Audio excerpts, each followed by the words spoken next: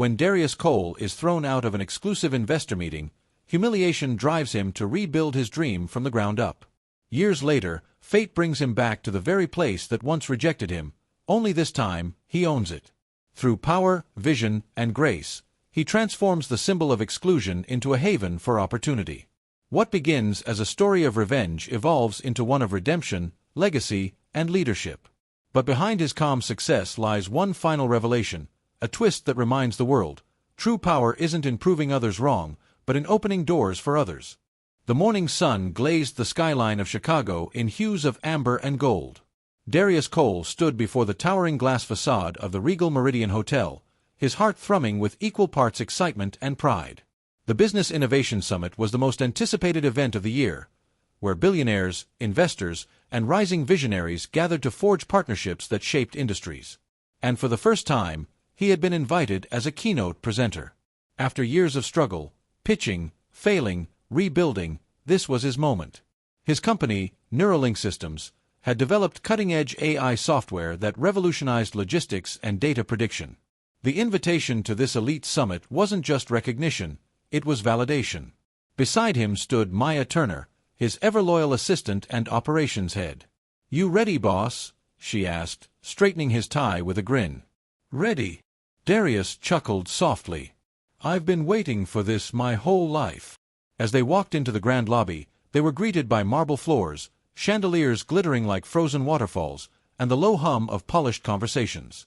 Men in tailored suits and women in silk dresses floated across the room, clinking champagne glasses and exchanging smiles that cost fortunes. Darius inhaled slowly, absorbing the weight of the moment. But before they could approach the registration desk, a voice sliced through the air. "Excuse me," said a tall, silver-haired man in a navy suit. His badge read Mr. Beaumont, hotel manager. His tone was polite but laced with suspicion. "Can I help you with something?" Darius extended his hand. "Yes, I'm Darius Cole, founder of Neuralink Systems. I'm a speaker at the summit." Mr. Beaumont didn't take the handshake. His eyes darted toward the security guard stationed nearby. "Sir, this is a private event. Only registered delegates are allowed past the main lobby." "I understand," Darius replied calmly. "My name should be on the speaker list. I have an 11 a.m. presentation slot." He reached into his coat for the printed invitation, but Beaumont subtly gestured, and the security guard stepped closer. Maya frowned. "Is there a problem?" Beaumont's polite mask thinned. "We've had incidents before. We have to be careful who we let through. If you could wait right here, I'll have someone check." His words hung in the air like smoke. Around them, conversations faltered. A few nearby guests glanced over, curious, whispering behind raised hands. Darius's stomach twisted. He'd been through this before, at airports, banks, restaurants. That look that said, "You don't belong here." Minutes passed. The guard stayed beside him like a shadow. Maya shifted uneasily. "This is ridiculous. You sent the confirmation email yourself to the summit team." "I know," Darius muttered, forcing his voice steady. "Let's just wait." Beaumont returned, clipboard in hand. "I'm afraid there's no record of your registration." Darius blinked. "That's impossible. Check again. The name's Darius Cole, Neuralink Systems. I was personally invited by the event director." But Beaumont's expression had already hardened. "Sir, please don't make a scene. If you leave your contact details, we can." "I'm not leaving," Darius said firmly. "This is a misunderstanding. Call Vivian Stone. She's one of the event sponsors. She knows who I am." Beaumont sighed, lowering his voice as if speaking to a child. "Sir, I'm asking you politely to step outside." Before Darius could respond, another figure approached, Ethan Walsh, a venture capitalist and longtime rival in the tech world. His smirk was unmistakable. "Is there a problem here?" he asked, his tone dripping with mock concern. Beaumont straightened. "Just a guest who appears to be lost." Ethan chuckled. "Oh, I'm sure it's just a mix-up. But maybe this isn't the kind of place where everyone gets in, huh?" The subtle jab landed like a punch. Darius felt his jaw tighten, anger simmering beneath his calm. Maya stepped forward, but he placed a hand on her shoulder. "It's fine." It wasn't fine. Not even close. He pulled out his phone, scrolling furiously through his emails. There it was, the official invitation with the summit's gold seal. He held it up. "See this? That's my name, my company, my session. You're making a mistake." Beaumont's eyes flicked to the screen but didn't soften. "Anyone can forge an email, sir. Please, don't make this difficult." And then, as if on cue, 2 security guards appeared. People were staring now. Whispers spread like fire through the lobby. A photographer for one of the business magazines even raised his camera. Darius lowered his head, heat burning behind his eyes. "Come on," Maya whispered. "We don't need this." But walking away felt like surrender. Like confirmation that they were right, that he didn't belong. Still, Darius forced himself to turn toward the exit. Each step echoed against the marble like the thud of a closing door on years of effort.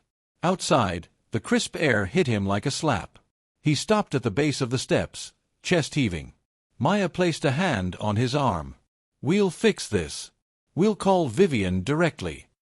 He nodded numbly, but inside, something cracked. They spent the next hour in the cafe across the street, trying to reach anyone from the summit's organizing committee. No one picked up. The email addresses bounced back automated replies. Meanwhile, photos of the incident had already begun circulating online. Tweets speculating that an uninvited man had been escorted out of a business summit. By evening, the story had spread further. Comments poured in, some sympathetic, most ignorant. "He probably was lying.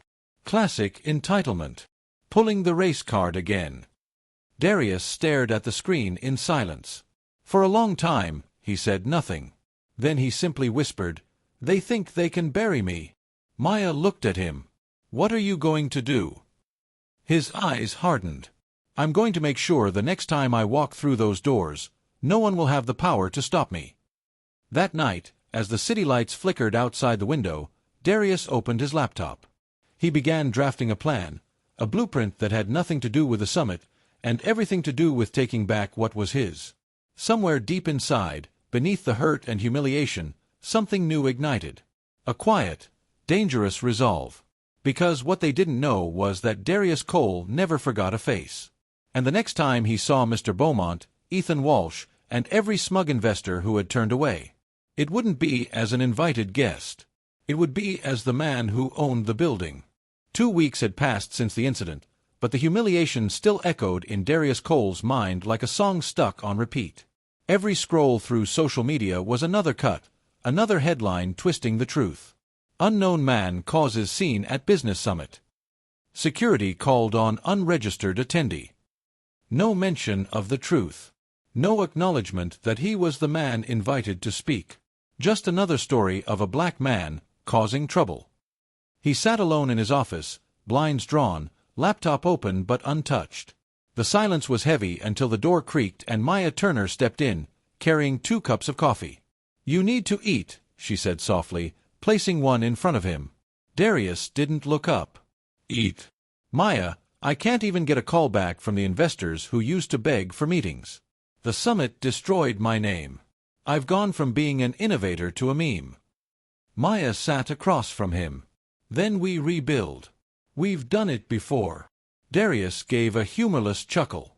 "Not like this. This wasn't just business. This was public." He closed his laptop and finally looked up. His eyes were bloodshot but steady. "Do you know what hurts the most? It wasn't Ethan's smirk or Beaumont's arrogance. It was how easy it was for them to make me invisible. Like I never existed." Maya leaned forward. "Then make them remember you." Those 5 words hung in the air, sparking something inside him. Make them remember. That night, long after Maya left, Darius stayed in the office. He started writing again, not emails, not angry rants, but strategy. He mapped out names, connections, property holdings, and corporate networks. He remembered something he'd overheard during the chaos at the summit. The Regal Meridian Hotel was facing quiet financial trouble. The parent company, Stoneworth Holdings, had overextended its real estate investments. A whisper of opportunity. Darius opened a new document titled Project Phoenix. He began researching. The more he dug, the clearer it became. The hotel wasn't the untouchable empire it appeared to be. If he could raise enough capital, he could acquire the property, or at least gain influence in the holding group. But capital meant allies. And right now, he had none. 3 months later, Darius walked into a small co-working space in Atlanta, far from Chicago's elite skyline. Gone were the marble floors and tailored suits. Instead, the hum of young creators, developers, and entrepreneurs filled the air. These were people like him once, overlooked, underestimated, brilliant. Maya joined him, carrying a sleek presentation folder. "So, this is the team?" He nodded. "The new family." On the screen before them were the faces of 5 individuals, each an expert in their own field: AI, finance, branding, logistics, and real estate law. People who had faced rejection from the same system that mocked Darius. He spoke with quiet authority. "We're not here to beg for seats at someone else's table. We're building our own. I don't just want to compete with the companies that locked me out, I want to outlast them." The group leaned in as he unveiled his plan: acquire undervalued assets from failing corporations, rebrand them, and create a network that would eventually rival Stoneworth Holdings itself. He called it the Horizon Initiative. Maya grinned. "That's poetic. Rising from the ashes." Darius nodded. "That's the idea." Over the next year, Horizon began to grow quietly but powerfully. They bought struggling logistics firms, partnered with mid-level developers, and built a network of investors who believed in Darius's vision. The same investors who wouldn't give him the time of day a year ago now chased his calls. But Darius stayed cautious. Every deal, every press release, was deliberate. He avoided flashy interviews or photographs. He wanted no distractions, just momentum. Late one night, Maya walked into his office holding a folder marked confidential. "You'll want to see this," she said. Inside were financial reports from Stoneworth Holdings. Their luxury properties division had tanked further than anyone knew. And at the center of the mess was the Regal Meridian Hotel. Maya smirked. "Guess who's about to go up for sale?" Darius felt a slow smile form. "Send me everything." Over the next few days, he studied every number, every name, every debt. The hotel had bled money since the pandemic. Stoneworth had quietly tried to offload it twice but couldn't find a buyer willing to take on the renovation costs. Darius's fingers drummed on the table. "What's the asking price?" $200 million, Maya replied. "But they'll drop it for the right buyer. No one wants that liability." "Then we'll make it an opportunity." Maya blinked. "You're not seriously?" "I am," he interrupted. "The same hotel where they threw me out. The same lobby that embarrassed me. I'm going to own it." She stared at him for a long moment, then slowly smiled. "Then let's get to work." 6 months later, Darius stood in a penthouse suite overlooking the Chicago skyline once again, but this time it wasn't as a guest. Horizon had quietly formed a shell company, DC Capital Group, which made an offer for the Regal Meridian. After months of negotiations, leveraging debts and partnerships, Darius signed the acquisition papers. The hotel was his. Officially. But no one knew. Not yet. The public announcement would come later, after renovations and rebranding. For now, the old management remained in place, still oblivious to who now owned their paychecks. Maya stood beside him, holding 2 glasses of champagne. "You did it," she whispered. Darius didn't smile. He looked out the window, remembering that morning, the sneers, the cameras, the humiliation. "This isn't revenge," he said softly. "Not yet. It's preparation." She raised an eyebrow. "Preparation for what?" He turned to her, eyes steady. "For the summit." Her lips parted. "The Business Innovation Summit?" He nodded. "They're hosting it here again next year." Maya's grin spread slow and wide. "You're kidding." "No," Darius said, voice cold as steel. "And when they walk through those doors next time, they'll see me. Not outside. Not at the registration desk. But on stage, under the same chandeliers they thought I'd never stand beneath again." For the first time in months, Darius smiled, a quiet, dangerous smile that carried the weight of every insult, every rejection, every sleepless night. Outside, the city glittered with possibility. Inside, Darius Cole was no longer a man trying to belong. He was the man writing the rules.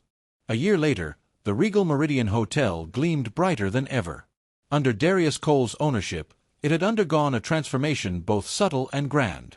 The chandeliers that once glared down like judgmental eyes now bathed the marble lobby in warm gold. The artwork on the walls, once sterile, faceless landscapes, had been replaced by pieces from black and minority artists. Every corner whispered of change, elegance, and quiet pride. The staff, too, had changed. Darius had replaced much of the old management with people who understood respect, not just profit. Still, he had one condition for everyone. His identity as the new owner would remain confidential until the day of the Business Innovation Summit.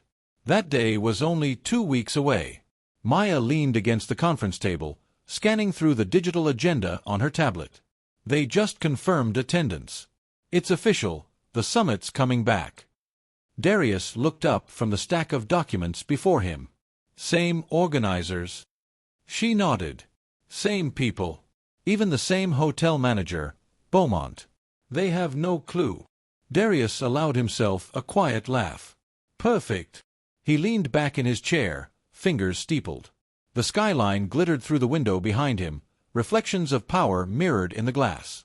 Let them feel comfortable, he said. Let them think nothing's changed. Maya smirked. You planning to greet them at the door personally? Not yet, Darius said, eyes narrowing. First, I want them to see what respect looks like. Let them walk through the same doors they once guarded against me, and have no idea who holds the keys. The week leading up to the summit was electric. Invitations went out to hundreds of business leaders, venture capitalists, and tech moguls. Ethan Walsh's name was among them. When Maya saw it, she looked at Darius across the office. You're inviting him? Of course, Darius replied. You don't erase the past, you confront it. She shook her head, smiling faintly. You've got a cold kind of poetry, boss. On the morning of the summit, the Regal Meridian pulsed with life. Luxury cars lined the drive, valets hurried to open doors, and journalists flocked at the entrance, cameras flashing. The marble floors gleamed so brightly they could have been mirrors. Darius watched it all from a discreet balcony above the lobby. Dressed in a black suit, no tie, his presence was calm yet commanding. He could see the faces below, the same crowd that once whispered about him, the same ones who'd turned away when his name had been dragged through the dirt. And there, near the front desk, stood Mr. Beaumont, now older, slightly heavier, still wearing the same air of self-importance. He greeted guests warmly, oblivious to the fact that he was working for the very man he'd once dismissed. Darius felt Maya approach behind him. You sure you don't want to reveal yourself yet? She asked. Not yet, he said softly. Timing is everything. Downstairs, Ethan Walsh strutted through the lobby, his designer suit cutting sharp lines against the light. Cameras followed him. He was one of the headline speakers. He shook hands with investors, flashing that same smirk that once cut into Darius like glass. Ethan, Mr. Beaumont said, greeting him with enthusiasm. Always a pleasure. Can I say how thrilled we are to have you back? Ethan nodded. Glad to see the place hasn't changed much. Beaumont chuckled. We've had some renovations, new ownership, but the spirit's the same. Ownership? Ethan asked, distracted. Who owns it now? Beaumont shrugged. Private investment group. We haven't met the man in charge personally. He prefers privacy. Ah, Ethan said with a smirk. Rich people and their secrets.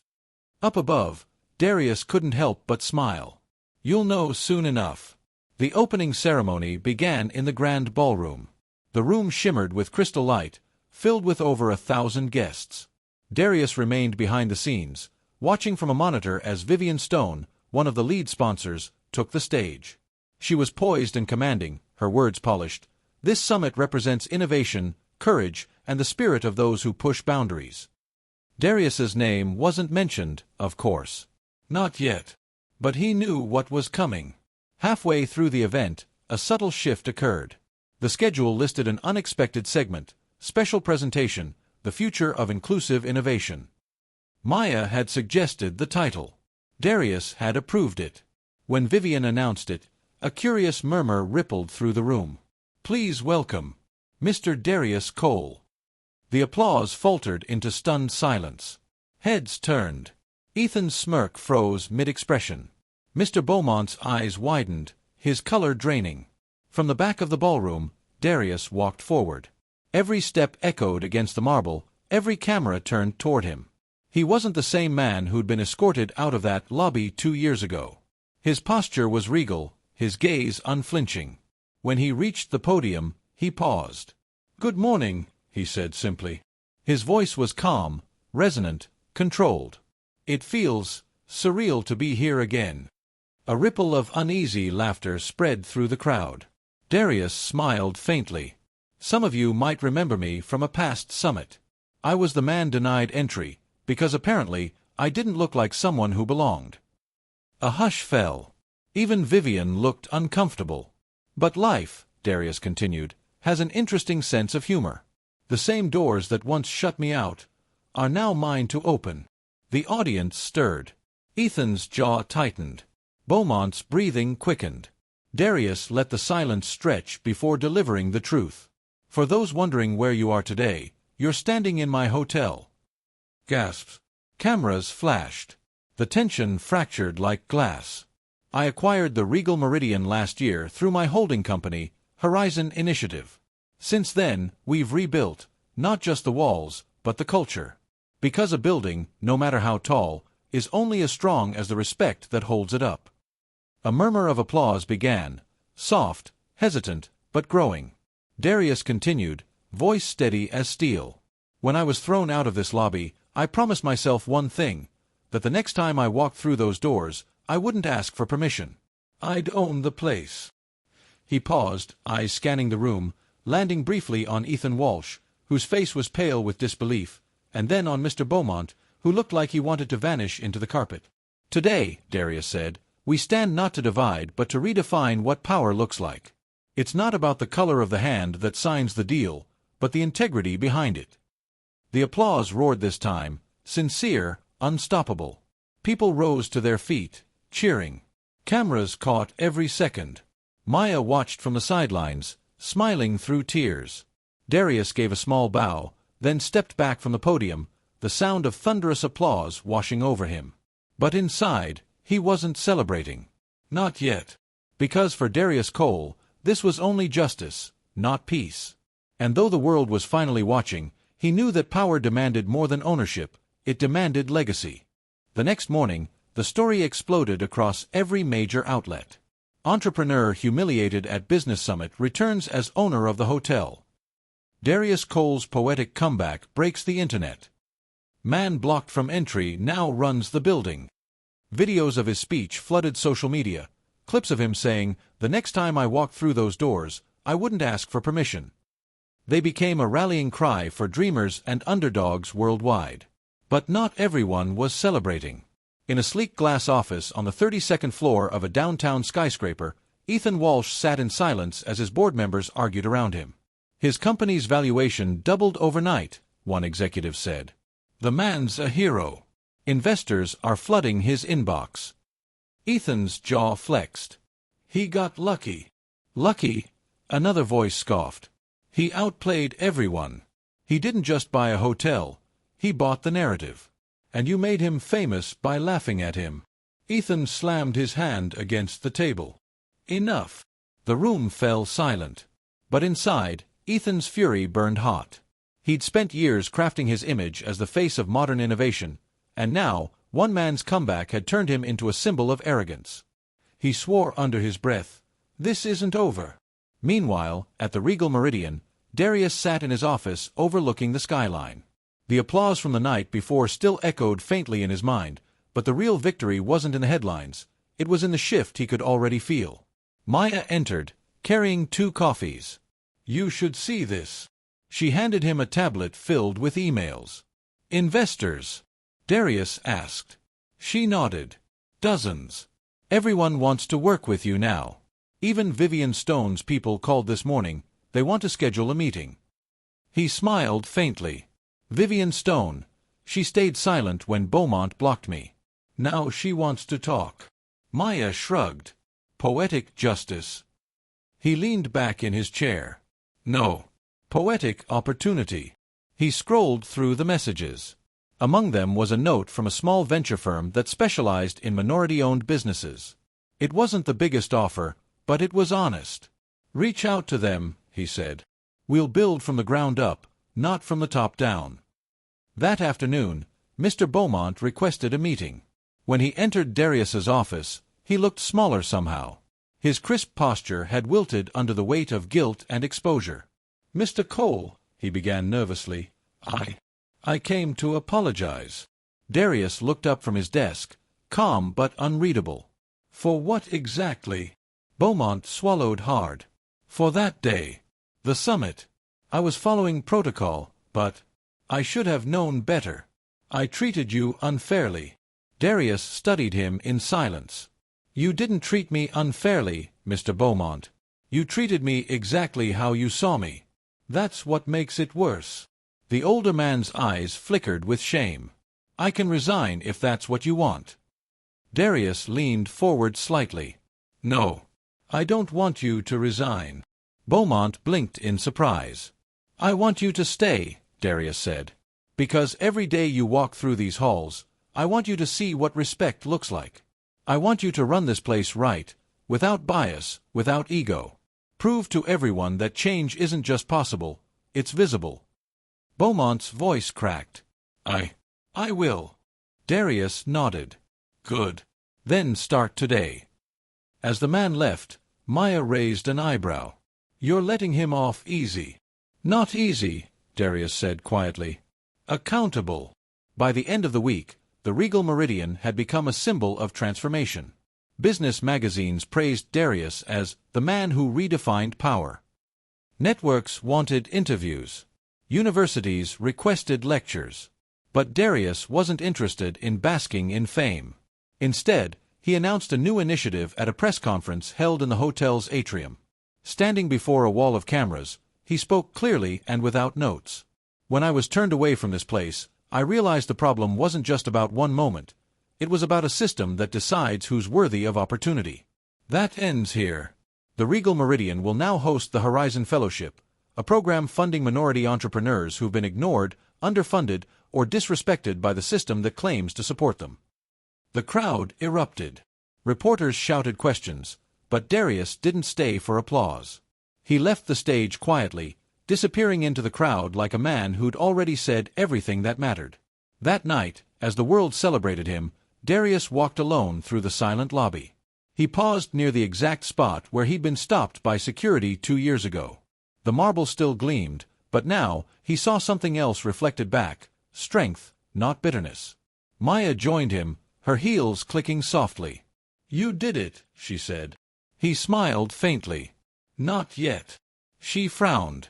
"You own the hotel. You exposed the lies. You built a fellowship that's going to change lives. What's left?" Darius turned, his eyes calm but serious. "Forgiveness." Maya tilted her head. "For them?" "No," he said quietly. "For me. Because every time I walk through this place, I remember who I was that day, angry, humiliated, ready to burn it all down. But if I hold on to that version of me, I can't build what's next." For a moment, Maya said nothing. Then she smiled softly. "You've changed." Darius chuckled. "Power doesn't change you. It reveals who you really are." They walked together toward the exit, the lights dimming behind them. Across the city, Ethan Walsh's empire was crumbling. A leaked memo had exposed his company's unethical investment practices. Reporters connected dots between his arrogance at the summit and the recent scandals. His sponsors began pulling out one by one. When his name appeared on the news, Ethan Walsh under investigation, he hurled the remote across the room. His assistant tried to speak, but he snapped, "Get out." Alone, Ethan sank into his chair, staring at the skyline. For the first time, he realized the bitter irony. He had mocked Darius for being an outsider, yet now he was the one being shut out. Days later, a quiet envelope arrived at Darius's office. Inside was a short handwritten note. "You were right. I see it now, Ethan."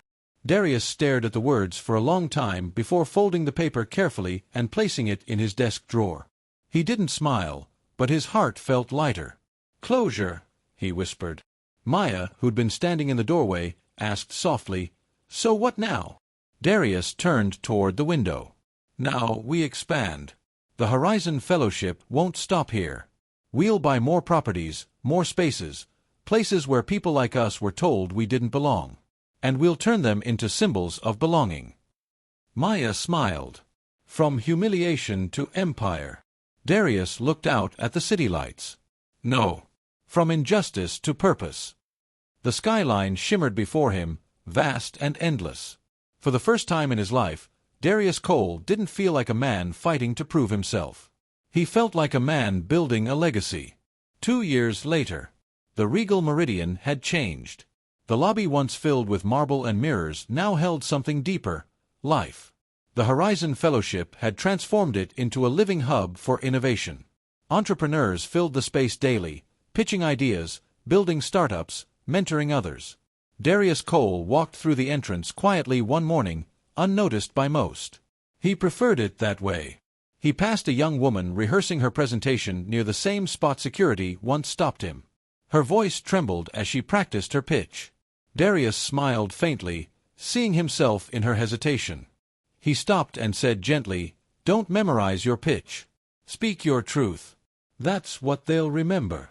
She looked up, startled. You're Mr. Cole." He grinned. "Just Darius. And you are?" "Aaliyah.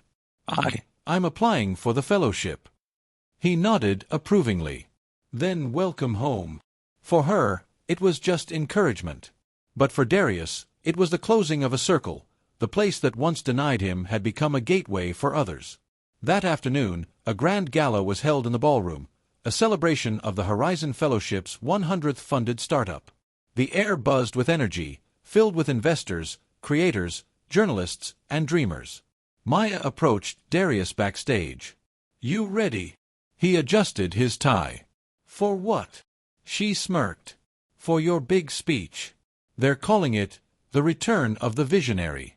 He chuckled softly. "I never left." As he walked onto the stage, applause filled the hall. Cameras flashed. The crowd rose to its feet. Darius waited for the noise to fade before speaking. "2 years ago," he began, "I was stopped at the doors of this very building. Not because I lacked credentials, but because I didn't fit someone's idea of success." The crowd fell silent. "I walked away that day thinking I'd been defeated. But what I didn't know was that I'd been redirected. Every no I ever received, it wasn't rejection. It was redirection, to something bigger than myself." He paused, his voice steady but emotional. "This building was once a symbol of exclusion. Today, it's a symbol of transformation.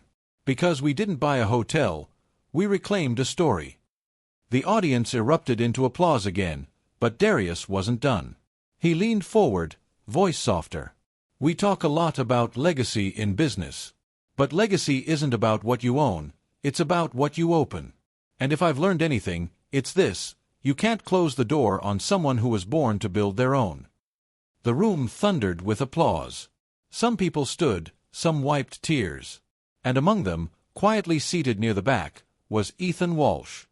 He'd come uninvited, sitting in silence as Darius spoke. For the first time, there was no bitterness, only understanding. When the speech ended, Ethan waited until the crowd dispersed, then approached Darius backstage. "Darius." Darius turned, surprised. "Ethan." They stood in a quiet moment, two men linked by pride, pain, and lessons learned. Ethan spoke first. "I came to say thank you for showing me what leadership really looks like." Darius nodded. "And what's that?" Ethan smiled faintly. "Grace." There was no handshake, no grand gesture, just mutual respect. Ethan turned to leave, but Darius called out softly, "Ethan." He stopped. Darius said, "You were right about one thing back then. It's a competitive world. But the real competition isn't between men, it's between who we were and who we can be." Ethan gave a small, humbled nod. "You've already won that one."